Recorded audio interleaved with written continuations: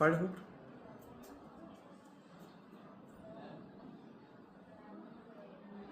ಹೊಳ್ಳಿ ಬರ್ರಿ.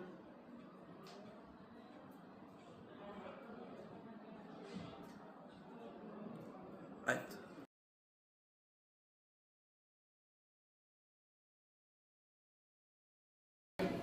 ಫಾಸ್ಟ್ ಬರ್ರಿ ನೋಡೋಣ.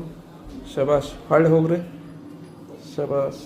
ಹಾಂ, ಈಗ ಓಡ್ಕೋತ ಬರ್ರಿ ನೋಡೋಣ. ಹಾಂ, ಹೊಳ್ಳಿ ಹೋಗ್ರಿ ಸರ್. ಹಾಂ ಆಯ್ತು. ಈಗ ಸೀದಾ ನಿಂತ ನನ್ನ ಕಡೆ ಹೊಳ್ರಿ. ಈಗ ಫಸ್ಟ್ ಆಪ್ರೇಷನ್ ಹೆಚ್ಚು ಕಡೆದು ಮಾಡಿದ್ವಿ ನಾವು. ಬಲ್ಕಿನ ಚಪ್ಪೆ ಹೊಸದು ಹಾಕಿದ್ವಿ.